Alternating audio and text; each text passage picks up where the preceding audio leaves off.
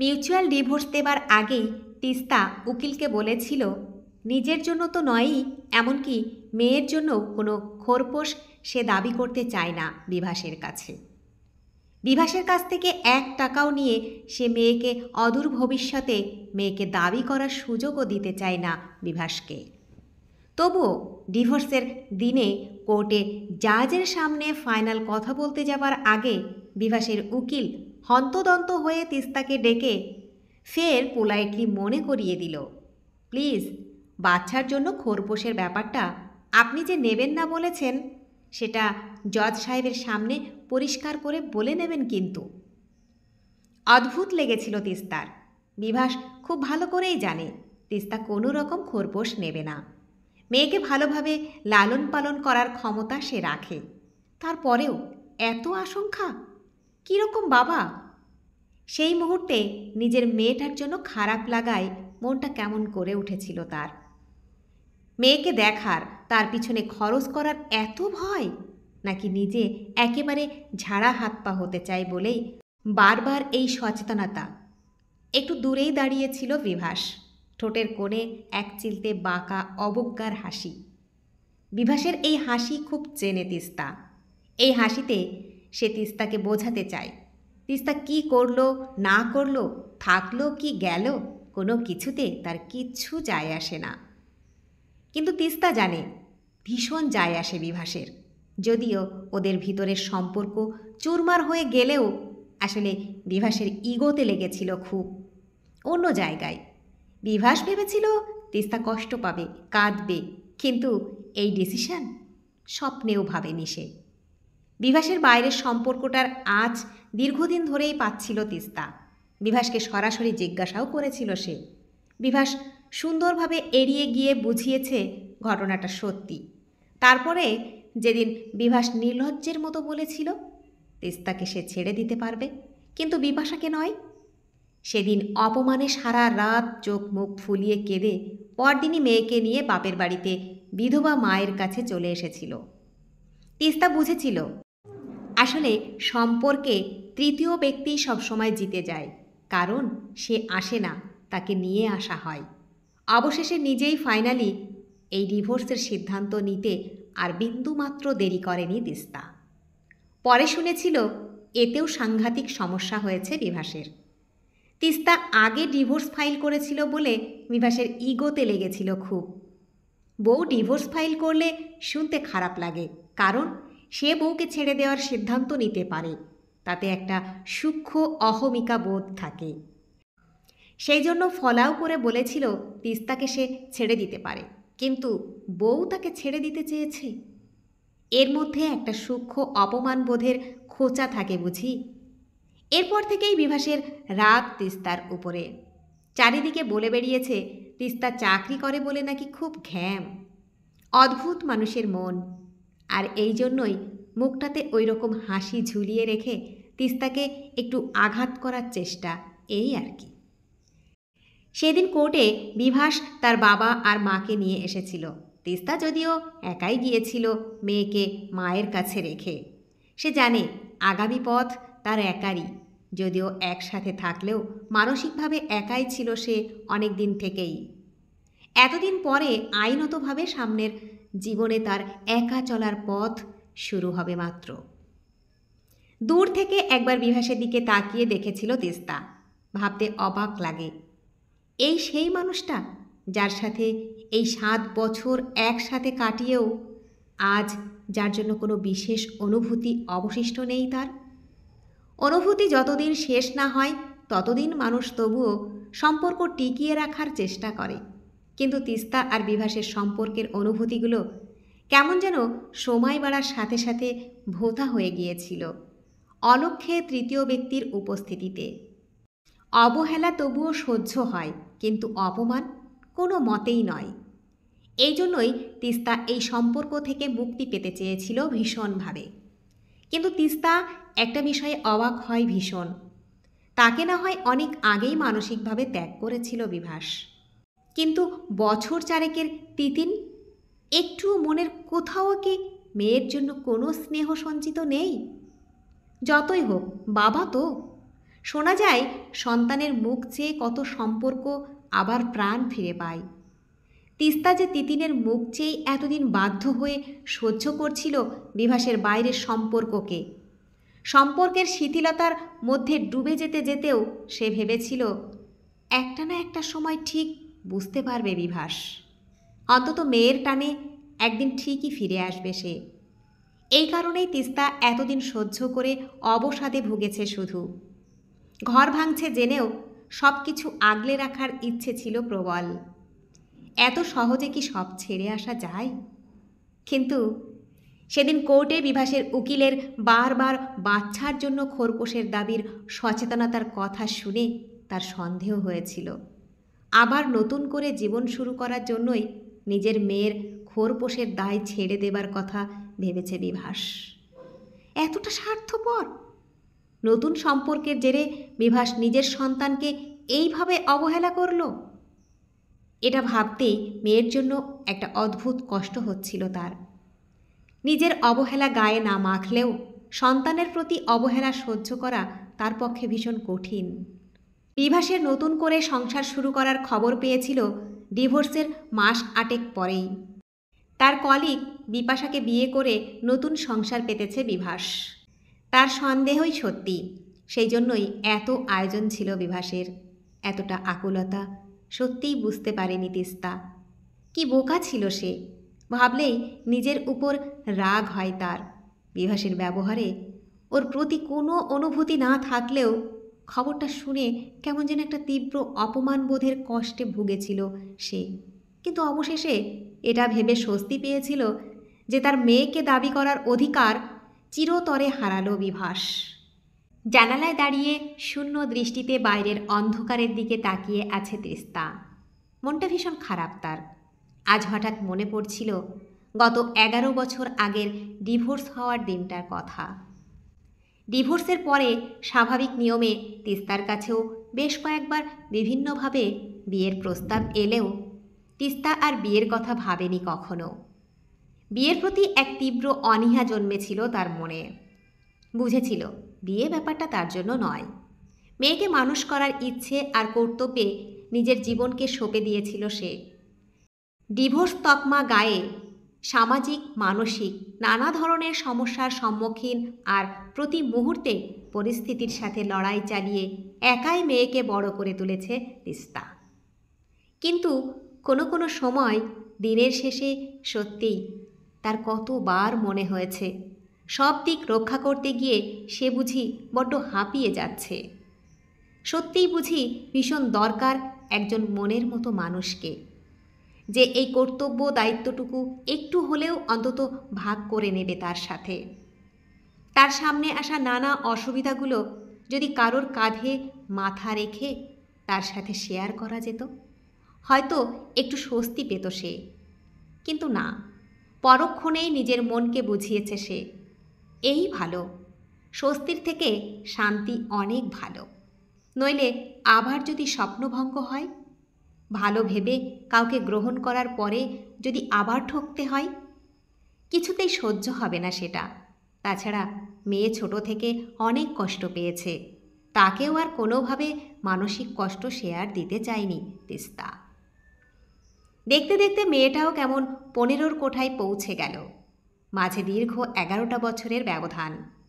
মেয়ে কখনো বাবাকে নিয়ে তার কাছে কিছু জিজ্ঞাসা করে না, যেন তার জীবনে বাবা বলে কেউ ছিল না কখনো।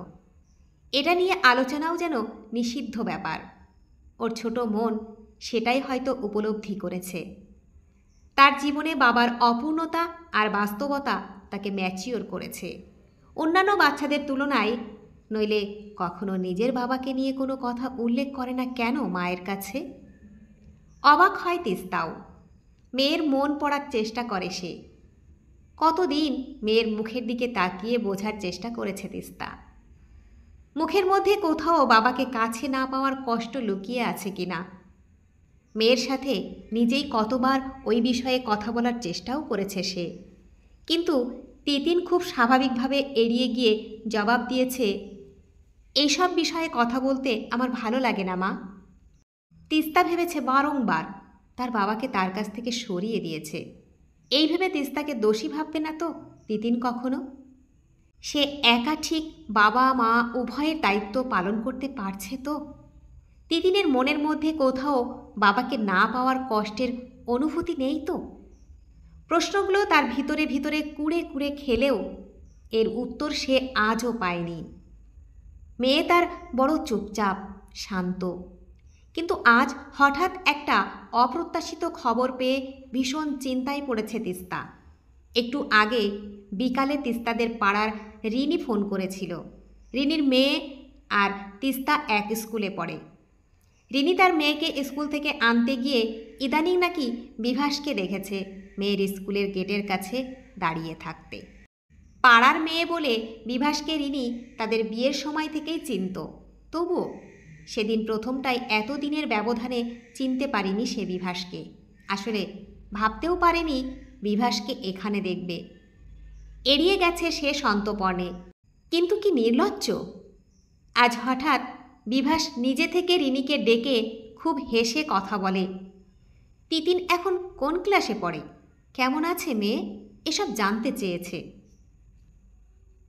এই খবরটা শোনার পর থেকে তিস্তার মাথায় আকাশ ভেঙে পড়ার উপক্রম।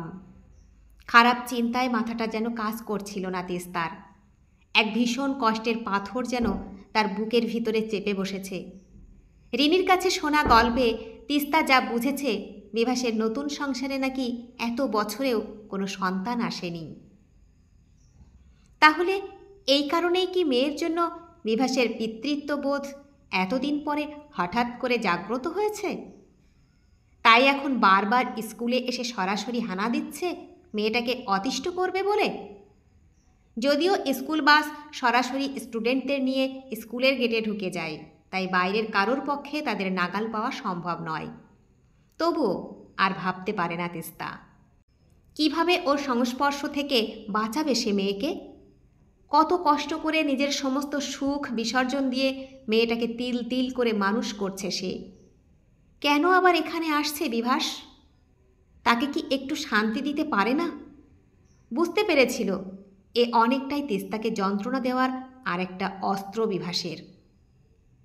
সারাক্ষণ খারাপ কিছু হওয়ার চিন্তায় ভরে আছে মন।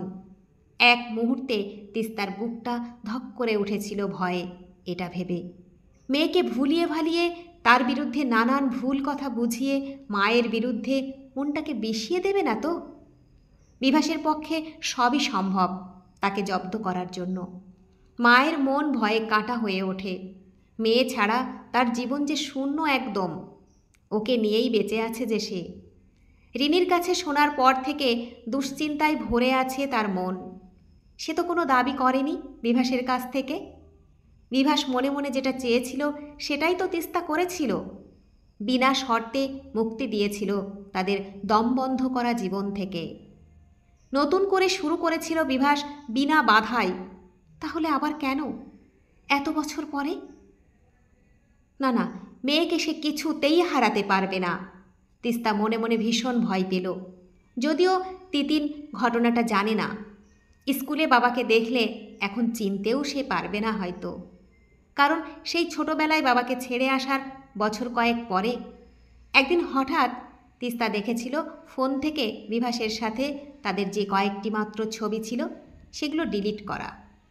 বুঝেছিল সে, কিন্তু মেয়ে বরাবর ওই বিষয়ে কথা বলতে চায় না বলে সে মেয়েকে কিছু জিজ্ঞাসা করেনি এ বিষয়ে। কিন্তু মনে মনে স্বস্তি পেয়েছিল সেদিন। তবে আজ এতদিন পরে বাবাকে কাছে পেয়ে এক অহেতুক চিন্তা ঘিরে রাখে তাকে। তিস্তা বিভাসকে খুব ভালো করেই জানে নিজেই খুঁজে নেবে মেয়েকে। নিজের অধিকার ফলাতে কিছু না কিছু একটা করবেই। ও আইনের ধার ধারবে না। মেয়ে যেহেতু নাবালিকা, সেই কারণ দেখিয়ে যত দূর সোর্স আছে সব কিছুই ব্যবহার করবে সে। এমনকি স্কুলে ঢুকে হেডম্যামের সাথে কথা বলে তিতিনের সাথে দেখাও করতে পারে। না না, কিছুতেই তা হতে পারে না তিস্তা। অস্থির মনে সে ঠিক করল আগামীকাল স্কুলে গিয়ে বলে আসবে হেডম্যামকে মেয়ের সাথে সে ছাড়া যেন আর কাউকে দেখা করতে না দেওয়া হয়। যথারীতি পরের দিন অফিস গেল না তিস্তা। হেডম্যাম জানতেন তিস্তা সিঙ্গেল মাদার। তিস্তার কাছ থেকে সবটুকু শুনে তাকে আশ্বস্ত করে বললেন, আপনি নিশ্চিন্ত থাকুন। আপনি যখন গার্জিয়ান, তখন আপনার অনুমতি ছাড়া আপনার মেয়েকে আর কারোর সাথে আমরা দেখা করতে দেব না। শুনে নিশ্চিন্ত হয়েছিল তিস্তা। এরপরেও বিভাস এসেছে দুই একবার। রিনি এড়িয়ে গেলেও তার সাথে যেচে কথা বলেছে নির্লজ্জের মতো। রিনিকে জানিয়েছে সে শুধু মেয়েকে দেখতে চায়, কথা বলতে চায়। নিজে বাবা বলে দাবি করে ইনিয়ে বিনিয়ে রিনির কাছ থেকে তিস্তার খবর নেওয়ার চেষ্টা করেছে। রিনি সাবধান হয়েছে প্রতিবার, কিন্তু কিছু মানুষ থাকে যারা কোনো দিন নিজেদের কৃতকর্মের জন্য ভুল স্বীকার করে না, রিগ্রেট ফিল করে না। যেন তেন প্রকারে নিজের উদ্দেশ্য সাধন করাই এদের কাজ। যখন বুঝল রিনিকে বলে কাজ হবে না, আর গেটে দাঁড়িয়ে থাকলে মেয়ের দেখা সে পাবে না, তখন সে অন্য পথ নিল। মাসখানেক পরে হঠাৎ একদিন আবার রিনি উদ্বিগ্ন গলায় ফোন করে। তখন তিস্তা অফিস যাওয়ার রাস্তায়। বিভাসকে আজ নাকি স্কুলের গেটের মধ্যে ঢুকতে দেখেছে রিনি। বিক্ষিপ্ত মনে তিস্তা আর অফিসে গেল না। একটা ট্যাক্সি ডেকে মেয়ের স্কুলের রাস্তা ধরল সে দ্রুত। এর কিছুক্ষণ পরেই হেড ম্যামের ফোন এলো, তাকে এখনই স্কুলে যেতে বলছেন। বিভাস নিজের পরিচয় দিয়ে মেয়ের সাথে দেখা করার দাবি জানিয়েছে। কিছুতেই তাকে বোঝানো যাচ্ছে না। অবশেষে হেড ম্যাম বাধ্য হয়ে ফোন করেছেন তিস্তাকে। মাথাটা রাগে টেনশনে ঝিমঝিম করে উঠল তিস্তার। এটাই ভেবেছিল সে। বিভাসকে সে খুব ভালোভাবে চেনে। ডিভোর্সের দিনে বিভাসের ঠোঁটের কোণের সেই এক চিলতে হাসির কথা মনে পড়ল তার। ও যে বেপরোয়া সে জানত, কিন্তু এতটা নির্লজ্জ ভাবেনি। চক্ষু লজ্জা বলেও তো থাকে মানুষের। নাকি ভেবেছে তিস্তা কি আর করবে, একা একজন মেয়ে। সেদিন যেমন অধিকার ছেড়েছিল, আজও বোধ হয় মেয়েকে ছেড়ে দেবে সে অনায়াসে। ভাবল কিভাবে? আজ হঠাৎ এত বছর পরে মেয়ের প্রতি এত ভালোবাসা কিসের জন্য? নিজের সন্তানকে এত বছর অবহেলা করার অপরাধে যখন নতুন সংসারে সন্তান থেকে বঞ্চিত করল ভগবান, তখনই টনক নড়েছে। এদের কি কোনো অনুশোচনা হয় না? আর ভাবতে পারে না তিস্তা। নিজের মনকে শক্ত করার চেষ্টা করে সে। আজ একটা হেস্তনেস্ত করতেই হবে তাকে। সামনে মেয়েটার মাধ্যমিক পরীক্ষা। মেয়ে তার পড়াশোনাতে ভালো। এই সময় এই রকম ঝামেলা না। এইভাবে সে ছোটবেলার মতো মানসিক কষ্ট দিয়ে মেয়েকে দোটানার মধ্যে কিছুতেই ফেলতে চায় না তিস্তা। মনের মধ্যে ভীষণ অশান্তি আর রাগ নিয়ে স্কুলে ঢুকে হেডম্যামের ঘরের কাছে এসে দাঁড়ালো সে কয়েক মুহূর্ত। কাচের দরজার ভিতরে বিভাসের বসে থাকার আভাস পেল সে। এখনও পর্যন্ত হেডম্যাম মেয়ের সাথে দেখা করতে দেয়নি বোঝা যাচ্ছে। মনে মনে নিজেকে প্রস্তুত করার চেষ্টা করে সে। দরজা ঠেলে ঢুকল তিস্তা। আজ অনেক বছর পরে সে বিভাসের মুখোমুখি হবে।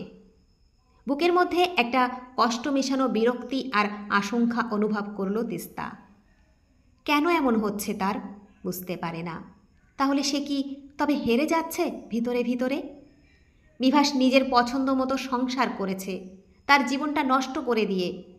এখন মেয়েকেও তার কাছ থেকে কেড়ে নিয়ে যেতে এসেছে, তার জীবন দুর্বিষহ করবে বলে। সামনের চেয়ারে তাকে বসতে ইশারা করলেন হেডম্যাম। তিস্তা বসতে উনি বললেন, ইনি মেয়ের বাবা হিসাবে দাবি করছেন যে উনি প্রতি মাসে একবার করে স্কুলে এসে মেয়েকে দেখে যাবেন। তিস্তা ভুরু কুঁচকে ঘৃণায় তাকালো বিভাসের দিকে।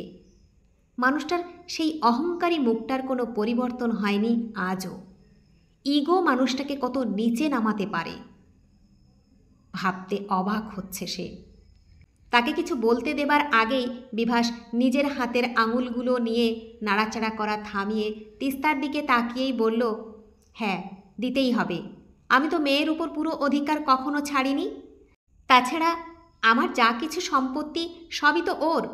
অধিকার সেই হিসাবে ওর কাছে দেখতে আসার। তিস্তা অবাক বিস্ময়ে হিসহিসিয়ে বলে ওঠে, আমার মেয়েকে সম্পত্তির লোভ দেখাতে এসেছ? ছি! বিভাস তাচ্ছিল্য করে বলে, তা নয় তো কি, লোভ কিসের? ওর পাওনা ও পাবে, তুমি বাধা দেওয়ার কে? সামনে ওর কেরিয়ার, বাবা হিসেবে ভাববো না আমি?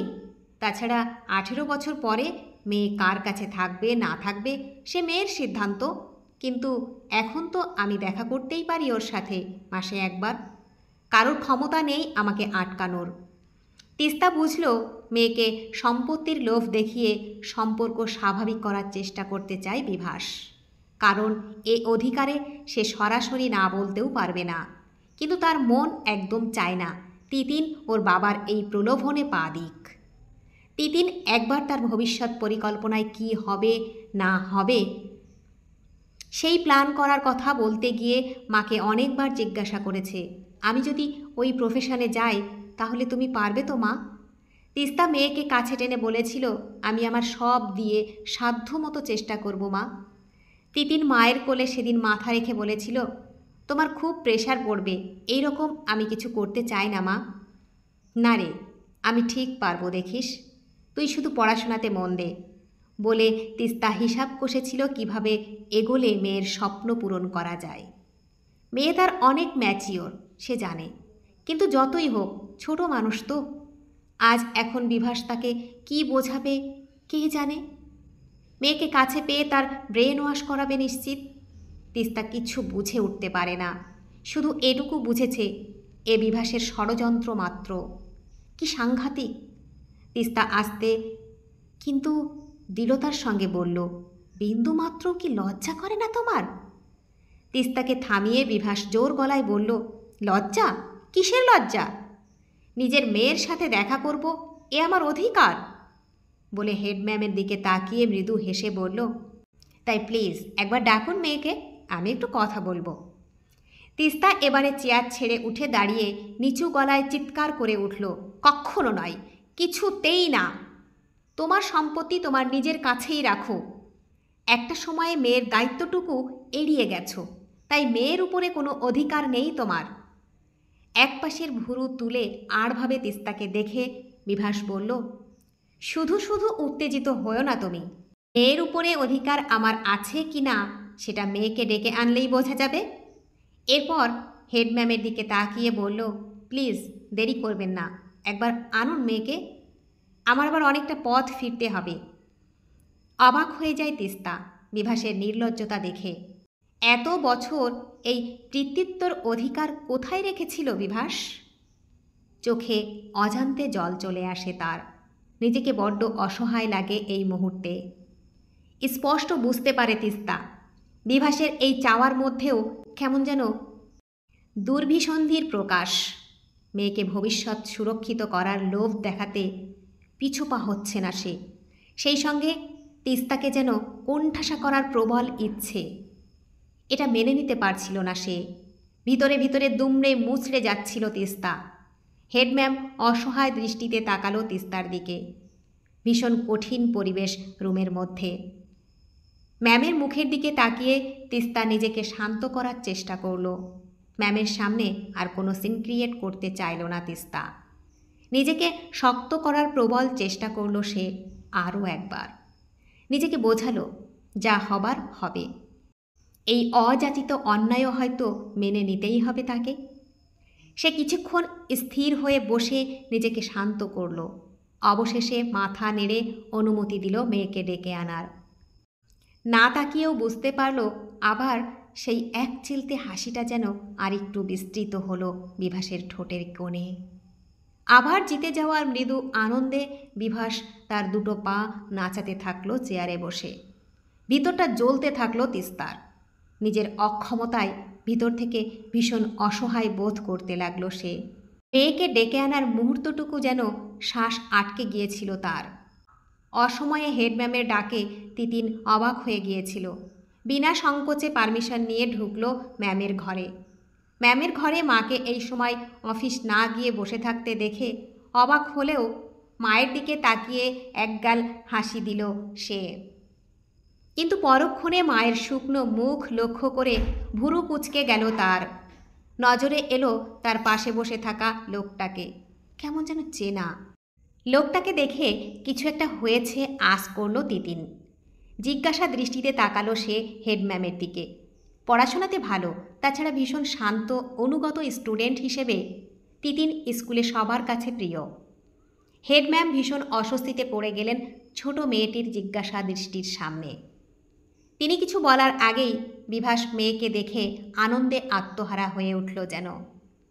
চেয়ার থেকে ব্যস্তভাবে উঠে মেয়ের কাছে এগিয়ে যেতেই তিস্তার বুকের ভিতরটা পর্যন্ত কেঁপে উঠল মুহূর্তে, অমূল্য সম্পদ তার হারিয়ে যাওয়ার আশঙ্কায়। বিভাস নিজের কাঁধের ব্যাগ থেকে বড় দুটো চকলেট বের করে তিতিনের হাতে ধরিয়ে দিয়ে হাসি মুখে বলল, চিনতে পারছিস মা? বুঝতে না পেরে চকলেটটা প্রথমে হাতে নিয়ে অবাক তিতিন কিছুক্ষণ বিভাসের দিকে ভুরু কুঁচকে তাকিয়ে থাকতে দেখে বিভাস বলল, আরে আমি তোর বাবা, চিনতে পারছিস না? তারপরেই একটু থেমে নিজের বিছানো জাল ছড়িয়ে বলল, শুনলাম বড় ভালো পড়াশোনায় আমার মেয়েটা। আমার সামর্থ্য অনুযায়ী আমি তার পড়াশোনার দায়িত্বও নিতে চাই, এইটুকুই, আর কিছু চাই না মা। বলে আর কেউ কিছু বলার আগেই মেয়ের কাছে আরও এগিয়ে এসে মৃদু স্বরে মোলায়েমভাবে বিভাস আবার বলল, আমার যা কিছু আছে সবই তো তোর মা, এইভাবে বাবাকে ভুললে হবে? তিস্তা আকুল নয়নে মেয়ের দিকে তাকিয়ে আছে এক দৃষ্টিতে। মেয়ের প্রতিক্রিয়ার উপরে ভবিষ্যৎ নির্ভর করছে অনেকটা। বিভাসের মুখ থেকে কথাগুলো শোনা মাত্রই তিতিনের মুখের রেখার পরিবর্তন হলো যেন। বিভাসের হাতে চকলেটটা ফেরত দিয়ে হেডম্যামের দিকে মোলায়েম দৃষ্টিতে তাকিয়ে মৃদু হেসে বলল, ম্যাম, যে লোকটাকে এত বছর পরে নিজের মেয়েকে চিনিয়ে দিতে হয় নিজেকে বাবার পরিচয় দিয়ে, সে কেমন বাবা? আমার অন্তত তেমন বাবার আর সেই বাবার কোনো কিছুরই প্রয়োজন নেই। আমার মাই আমার বাবা মা দুজনেই। আমার ভবিষ্যতের চিন্তা আমার মা করলেই হবে। কোনো বাইরের লোককে হঠাৎ করে এই নিয়ে অযথা ভাবতে হবে না। ছোট মেয়েটার মুখে এইরকম উত্তর শুনে থমকে গেল বিভাস। আশা করেনি একদম, মনে হচ্ছে কেমন যেন মনে হচ্ছে এই কথা বলার ধরনটা ঠিক যেন তিস্তার আরেক রূপ, নাকি আরও বেশি কঠিন অনড় কিছু। তিস্তার শান্ত অথচ দৃঢ়তার সাথে এড়িয়ে যাওয়ার দক্ষতাকে কোনো দিন সহ্য করতে পারেনি বিভাস। আর এত সরাসরি মেয়েদের এই রকম তেজ তার কোনো কালেই ভালো লাগতো না। এই মেয়েরও তেজ হয়েছে একদম তার মায়ের মতো, নইলে এই বয়সে মুখের উপরে এই রকম গুছিয়ে জবাব কিভাবে দেয়? বিভাস বুঝল মেয়ের কাছে আসতে দেরি করে ফেলেছে সে। আর একটু ছোটোবেলায় এলে হয়তো। আসলে কি করবে সে? সংসারে যে তারও শান্তি নেই। বিপাশা তাকে ছেড়ে চলে গেছে বছর কয়েক হলো। এখন বিভাস একাই থাকে। এর মধ্যে একদিন ফেসবুকে মেয়েকে খুঁজে দেখে সে সিদ্ধান্ত নেয় মাঝে মাঝে মেয়েকে দেখতে এসে নিজের একাকিত্বটুকু কাটাবে। তিস্তা এত কিছুর পরেও মেয়েকে নিয়ে এত খুশি। এই মহিলাকে কোনো কিছু করেও দমাতে পারল না সে, অথচ নিজে এখন ভালো নেই। এটা হতে পারে না। স্বাভাবিকভাবেই একটা অদ্ভুত জ্বলন হচ্ছিল তার। অবশেষে সিদ্ধান্ত নিল সে মেয়েকে কাছে পাওয়া। ভেবেছিল মেয়েকে তার মা কী এমন আর দিতে পারে। মেয়ের সাথে প্রথম আলাপ জমিয়ে তারপরে যতই হোক ছোট মানুষ, ওকে দামি দামি গিফট দিয়ে বসে আনতে আর কতক্ষণ। এই করে মেয়ের 18 বছরের আগে মেয়ের মাথা ঘুরিয়ে দিলেই হলো। সেই আশায় এত দূরে বারবার ছুটে আসা, কিন্তু এই মুহূর্তে মেয়ের কথা শুনে অপমানে হতাশায় মুখ ঝুলে পড়ে তার।